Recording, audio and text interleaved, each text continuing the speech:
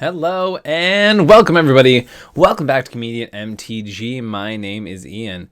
On today's episode, we are going to be talking about the top 16 of Punt City 2. This is a Philadelphia-based tournament put on by Eminence Gaming, in which we have a very large tournament, 160 players, and the top 16 and top 4 cuts that I'm going to break down for you here today. Before we get into this top 16 and top 4, I'm just going to remind you guys to hit like and subscribe. It helps out the channel a ton. And if you're feeling extra generous, check out patreon.com/comedianmtg. It helps out the channel so much. It helps keep the lights on, helps fund the new things that are going to be coming up in the channel, especially as the year continues. I have so many exciting things that I'm really excited to talk about, and I can't wait to tell you all about them. Without any further ado, let's break this top 16 down here. We have Maybe the Real Cats for the friends we made along the way, which is such a good name. But it's by D-Train. So D-Train, for those who don't know, has been in the community for a considerable amount of time and is someone that I've spent a lot of time talking to in this format, and someone that has been playing Razakats for a long time. That's what this list is here. So for those who don't know, Tymna, Thrasios, Razakats is a deck that tries to reanimate Razakat the Foul-Blooded on the battlefield, and using a combination of tutors from Razakat's ability, tries to win games with something like a Thassa's Oracle, but also has backup win cons with things like Abdel, Adrian, Gorian's Ward. When you reanimate that, it becomes basically a World Gorger Dragon effect in the non-red colors, which is pretty cool. Very interested to see Cloud of Fairies in this deck. It's not one that I traditionally associate with this color combination. I usually associate with something more like Blue Farm. So it's pretty cool to see it in this deck here. I wonder if it's just a Tymna attack or if there's any combo lines that it particularly helps with. But yeah, the deck is a pretty standard reanimator list, trying to use cards like Survival of the Fittest and cards like Entomb and things like that to get these big reanimation targets into your graveyard, and either with animate dead effects, getting back your Adrian and flickering all your non-land permanents that allow you to make mana, or with a Razakat tutor lines, you're trying to win the game with something like a Thoracle.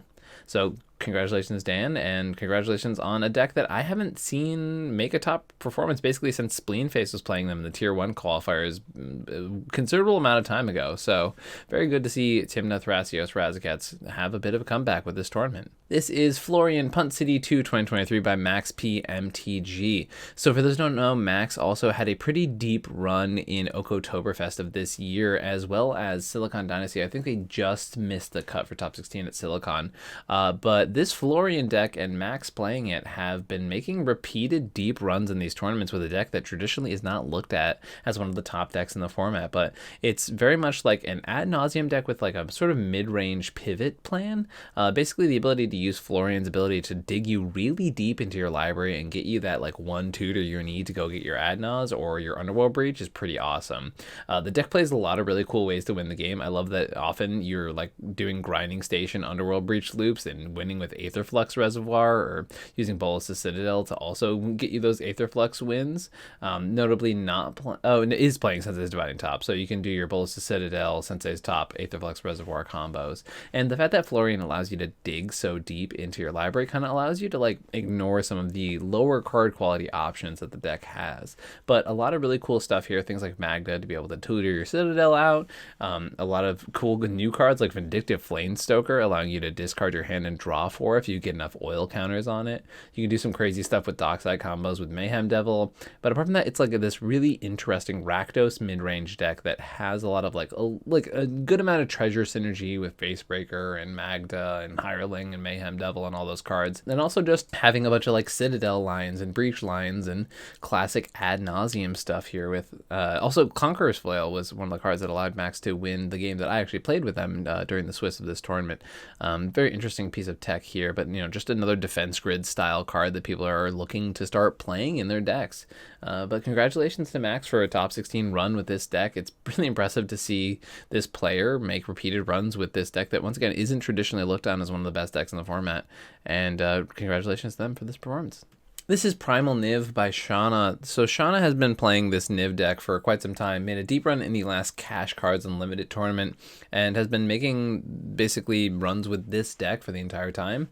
It's the only really top performing NIV player I've heard of in a considerable amount of time. So congrats to Shauna for continually putting up results with this deck that isn't traditionally looked at as one of the most competitive decks in the format. We see a lot of cards here that allow you to get your NIV out early, things like Dockside and stuff like that. I like the inclusion of Nezahal here as sort of like a backup NIV in case something happens to your actual commander that still has the exact same function as NIV does. You have cards like Treason Soaker that allow you to really get your NIV down early. Obviously, you have cards like your Jewel Lotus, which is like one of the best cards printed for NIV Visit ever. And especially the cEDH version where you have that pressure to perform at a much quicker pace than a lot of other decks. Surprised to see only 11 artifacts in this list, especially with NIV having such a high cost. You'd think that there would be a little bit more focus on getting mana rocks down early, but as shown, being a very experienced pilot with this deck, clearly not a necessary option. And then, playing things like Curiosity, Ophidian Eye, and Tandem Lookout as your combos with your commander, basically creating scenarios where you ping your opponents, you draw a card, and then because you're drawing, you ping your opponents again, and you can either kill your opponents that way, use cards like Time Twister to reshuffle things back into your library and stuff like that. And then doesn't seem to be, unless I'm mistaken, any backup win conditions in the deck, which is really interesting to fully rely on your commander for this type of strategy. Now, it's a very interactive strategy. It can kill things like Drannith a good amount, but still are relying on your commander completely to be able to actually win the game, which is something that I tend to shy away from just because I know how, especially a card like NIV can be targeted pretty aggressively. So very interested to hear the thought process on the not playing any other backup win cons in this deck. But congrats to Shauna on a deep run with this one. This is Tivit, Master of Ceremonies by Khalil. This is actually a player who is a local player to me, so it's really cool to see a run by this player, and Tivit just making more and more top 16 runs. We have 2 Tivits in the top 16 of this tournament, and proud to be someone who's working on this archetype. This is actually, this player who is playing this deck actually inspired me to play Tivit for the first time after seeing them play it in a top 16 where we played against one another. So really cool to see. This Tivit tends to be a lot more mid-rangey than even the mid-range control list that I play. Playing cards like Karn, Containment Priest, and definitely more stacks pieces. Cards like Elishnorn as well. Definitely a lot of pieces that slow your opponents down. Playing Spellskite to be able to protect those creatures and artifacts as well. And much more combos with Lurrus, I've noticed. Now, Tivit normally wins with things like Thassa's Oracle, or it can also win with Time Sieve, being able to take infinite turns.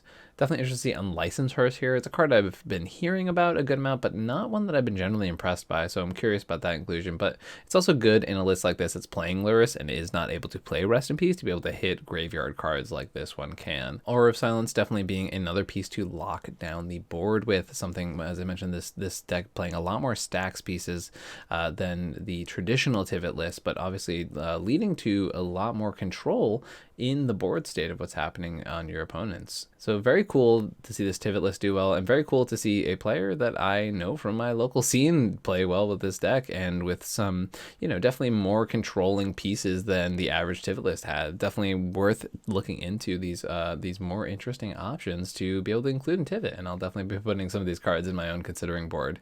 Oh, I almost powered through one of the spiciest cards in this deck, which is something we've actually talked about the LGS good amount, which is Void Rend. Destroy target non permanent and it can't be countered. Wow, what a mid-range piece this card is. Definitely saying like, yeah, if I need to kill something in a very mid-range counterspell heavy pod, I'm gonna be able to do that, which is pretty spicy, and definitely something we've memed about at the shop before. This is Malcolmkettus mid-range, which is definitely not a deck I expected to see in the top 16, and one that I was working on a really decent amount of time ago, but it's like one of my favorite commander combinations that like is kind of underexplored. I know it was like one of the best decks in Conquest for a little bit too, which is obviously not always directly comparable to cEDH, but it's pretty cool to see here. A lot of the time Malcolmkettus is just like, this command zone option says, okay, I can make a ridiculous amount of mana. What are you going to do with that mana? So you have cards like Magda that says, well, if you get 5 treasures, put a NIV on the battlefield. You have NIV itself, which when you're making so many treasures, they're very flexible. You can cast these cards, cast cards like Consecrated Sphinx as well. You have Glinthorn Buccaneer as your obvious Malcolm combo piece, and then you have a bunch of different wheels giving you a bunch of mana advantage, because as I mentioned, there's no card advantage in the command zone, but there are mana advantage options. And then you have different pieces here, and I'm wondering, is there... Yeah, you have Reckless Fireweaver here. So for those who don't know, Reckless Fireweaver is also a card that can combo with Malcolm, because if you change the creature type of the Fire Weaver to a pirate and then play an artifact, what will happen, or just do damage with it, to be clear. You make your treasures from Malcolm, the Fire Weaver will deal damage to your opponents, and then because it's a pirate, after you change it with the artificial evolution, it will create a loop where you're infinitely damaging your opponents and infinitely making treasures.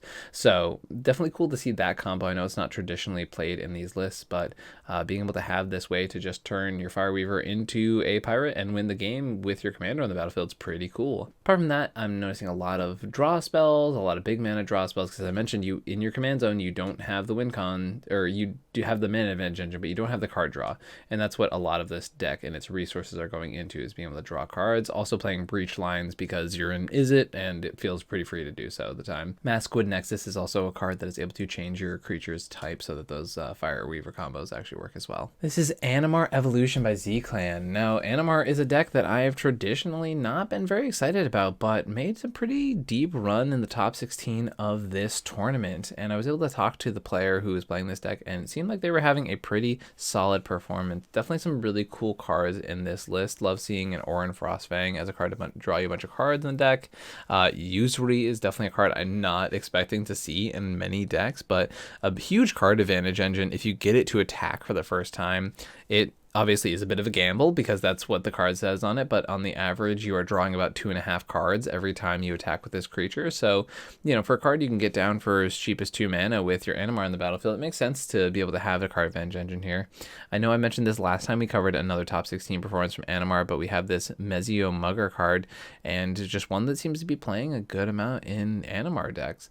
Very cool to see Animar doing well. Kinnan here, very surprised to see, because it's not one I usually associate with Animar. Also surprised to see like Dockside combos when you really can't actually take advantage of them in Animar, because Animar is not an outlet. No, I know there are cards like Walking Ballista in the deck that allow you to take advantage of these things, but it's not like the command zone has that for you. Animar is just a really unique card. For those who don't know, Weird Harvest is usually a card that just allows you to assemble your win conditions, because with Animar you can basically just, after a certain amount of counters, you can just get your Ancestral Statue and your Walking Ballista, and then if you have 4 counters on Animar, you just do your Weird Harvest X = 2, get those 2 creatures, and win the game. Animar making a deep run into this tournament. As I said, a deck I'm not used to consistently pushing for or saying that it's like a top performer, but doing well here, and congrats to this player. Now this was a card I was very surprised by. This is Joyra Ageless Innovator. I did not expect this like artifact mid-range stacks list to be a deck that I saw in the top 16 of this tournament. Honestly, I can't even say with 1000% certainty what this deck is trying to do. There's things with Underworld Breach here, so that's probably one of the main ways to win the game. But there's a lot of crazy stuff in this deck. There's KCI, there's Sentinel Flute, which is like usually almost exclusively an Arkham Dagson card. There's a lot of like very powerful artifacts in here. Grinding Station for breach loops. You have Ensnaring Bridge, which is like modern Lantern Control all-star Ensnaring Bridge, which is not a card I was expecting to see in this deck. So this seems to be like a sort of mid-range stacks combo deck, using this Joyra to be able to win the game. Definitely, once again, not a deck I was expecting, but it's super cool, and very glad to see it here. Also notice there's Emery and Mirren Spy as another like infinite mana combo in the deck. Super cool deck. Very unique. I'd love to hear from the pilot how this deck actually goes about winning the game, and it looks to be just like locking opponents out with a hefty amount of stacks pieces and then sort of creating infinite mana loops from there. Also, KCI combos with Scrap Trawler and Mirror Retriever is not something I expected to see in cEDH. It's one of my favorite things that from 60 card formats that I haven't seen traditionally a lot of in cEDH. So I love seeing this really, really unique deck go off. And by Expedition Map, if you're out there, I would love to hear in the comments what this deck is all about, because this is super cool, and I'm definitely down to like do a little bit of a tech deck on this at some point, because this is some spicy combination of cards, and I love seeing decks like this. Especially, I'm a big fan of like artifact stacks and artifact combos, and Izzet is my favorite color combination. So this is a pretty hot deck, and I'd love to just explore this a little more. This is My Little Dummy by Aura. Alana Ara is a player that we've talked about recently, someone who I respect the crap out of, one of the most consistent players in cEDH right now, someone you should be paying attention to, is a very, very good player and a very solid player, and someone who's going to keep playing decks like Rogsai and Blue Farm and keep putting up top 16 results. So Alana taking Rogsai, which seems to be the deck they prefer playing pretty frequently, and just doing the classic Rogsai list, Turbo ad nauseum, playing your Thassa's Oracle. Alana's playing Notion Thief, which I know is not always the card to be played in this deck, but is one that I think is often a card I'm really, really excited about playing. I just think like it's so good into wheel effects, and you're already playing Wheel of Fortune, Time Twister, Wheel of Misfortune, and Windfall in the deck, so it kind of feels free to me to be able to play those cards. And obviously it helps against cards like Mystic Remora and Ristic Study to be able to stop your opponents just taking advantage of the fact that you are going to cast a lot of spells. As I mentioned, we talked about this a couple episodes ago, the 24 land indicator is how you know it's like the very modern Rogsai list, and congrats to Alana for doing yet another top result with this deck. This is another Rogsai deck, and this is from the horse's mouth itself. This is Bryant Cook actually showing up to a cEDH tournament with the deck they have been pushing for a good amount of time and making a top 16 result with it. Another 24 land Bryant Cook special, but this time actually piloted by Bryant Cook. This list playing Narset as well as Notion Thief to be able to take advantage of those wheels, but very few differences between Alana's list that we just looked at. And this is Bryant, really showing up and actually putting up a result with the list that they have been pushing and working on for a long time and innovating with. So it's pretty cool to see a pilot known for a deck do well with a deck. This is Thrashing Zot by Mystic Raider, and I'm pretty sure this is a player that I played in a late round at Silicon Dynasty with. This is a Thrasios Tevesh Zot mid-range deck. Very grindy mid-range deck. Trying to get pieces like Seaborn Muse onto the battlefield, Displacer Kitten to be able to take advantage of Tevesh and be able to turn all of your non-creatures into basically draw twos a lot of the time. You have Notion Thief to be able to take parity on wheels. And then the one card I don't understand in this list, and I've looked at this list once or twice, it's Dreamstalker. And I don't really know what Dreamstalker does in this list. So, Mystic, if you're watching, please let me know, because this was the only card that I was like, I have legitimately no idea why it's in here. Like, I know you can do some cute stuff with cards you own, like Mystic Remora, you can bounce and reset, or like if you don't have a land drop, you can like tap Cradle, bounce that, and put it back in your hand. But that didn't seem to me like enough sort of synergy to be playing this card, so I'm really curious as to why that card is included in this deck. You also have things like Kinnan combos in the deck. Kinnan also be able to make a bunch of mana for you. It doesn't actually combo with anything because there's no Basalt Monolith in this deck, but huge when you have a Thrasios. We have Skull Clamp because it's so good with Tevesh and provides you a ton of card advantage. Definitely interesting to see more Tevesh as the format's going on. Tevesh was sort of done like a roller coaster type thing where we have Sharky's performance recently, which has sort of put it back up. When it was first spoiled, it was a card that no one was talking about. Then it became very, very hyped, then sort of died down a little bit, and towards the middle of last year, now Sharky's performances have put it up in a bunch of top fours over and over again, and we have this Tevesh Thrasios performance. Because a lot of the time people are just like, oh, why aren't you playing Tymna? But clearly, people are performing over and over again with this card, and Displacer Kitten being a good answer to that question, Skull Clamp being a good answer to that question. Very interesting to see this deck perform, so congrats to this player on the top 16. Here we have another performance by Austin Koo with this Tivitosi deck. It's a Tivit deck, and one that has made at least one other top 16, if not 2 or 3 at this point. I'm pretty sure this is at least the third top 16 with this deck as of recently. So Austin Koo making continual deep runs in the cEDH tournaments playing Tivit. A lot of the same stuff that we talk about when we talk about Tivit in general. These have the Displacer Kitten to Fairy combos. You're playing things like Notion Thief to break parity on your wheel effects like Time Twister and Windfall. Unlike in my build, they're not playing Urza, but they're playing Phyrexian Metamorph instead. And yeah, Tivit is just a deck I'm continually happy to see play. Orm's Chant in this list as well. I think that's worth noting. Tivit's really fun deck to play. It is consistently putting up results over and over again, and Austin Koo making multiple top cuts with this deck. Congratulations. Nigila, Punt City 2 by Jay Queed. Now, this player, I believe, was the highest ranking player in the top 16 in the entire tournament going in at like after the Swiss. I believe they only lost 1 or 2 games the entire weekend, but definitely had 5 wins with this Nigila list. It is a classic Nigila mid-range with the ad nauseum spice, right? We've been talking about how this variant of Nigila has been performing over and over and over again lately. I've been saying it's one of the most consistent decks in the format right now, and there's been multiple pilots who are just taking this deck and putting up result and putting up result and putting up result. You know, it's not hard to see why. It's a very efficient commander that, technically speaking, can win the game all on its own because of its ability to attack and generate a bunch of advantage. It has Derevi combos and Grim Hireling combos as 1-card combos with your commander.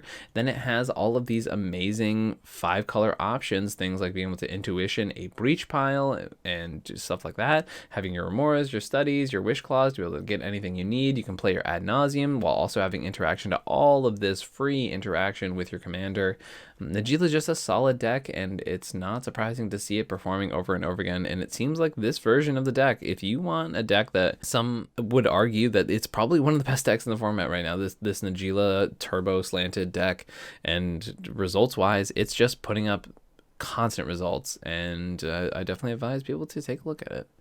This is Winona Turbo Stacks by Sad Robot, Mike Sad of Playing with Power, being able to make another top 4. Last year, Mike actually won the first Punt City with his Winona deck, and this year made the top 4 with this. Mike did a couple things that I'm very interested in seeing and clearly paid off. This is a bit of a instant heavy version of Winona. So comparatively to other versions, and especially my own, it is playing Orum's Chant, Red Blast, and Pyroblast. And I found that not having enough stack interaction actually hurt my performance in this tournament. It was actually one of the toughest performances I've had in a really long time, and I was playing Winona as well, and not having access to these instants definitely hurt me. I've been traditionally really low on red and Pyroblast, but it felt extremely necessary at this tournament, and I don't know if this was a Punt City thing specifically. I don't know if it had to do with people know my name associated with this deck or whatever, but I definitely felt the lack of stack interaction when I was playing this deck, and it definitely hurt my performance with it.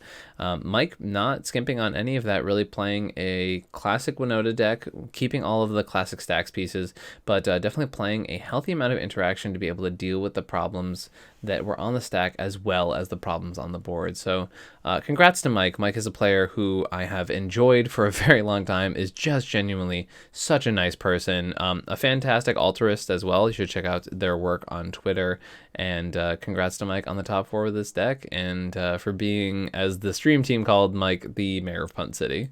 This is Pirate Blender by Connor and Goosey. Connor was the one who made the deep run of this tournament, and I was hearing about this deck all day. It sounded super cool. It's an Ikra Dargo deck, basically classic Turbo Ikra Dargo stuff. It's basically mostly a Turbo Dargo deck, trying to just go fast. Unfortunately, it's also the deck that had its Peer into the Abyss swatted by the tournament winning player, but that's not the important part about this deck. The important part is you're trying to take advantage fully of the fact that you have Dargo in the command zone. You're going as far as playing cards like Gilded Goose because they provide 2 Dargo pips and make you a mana.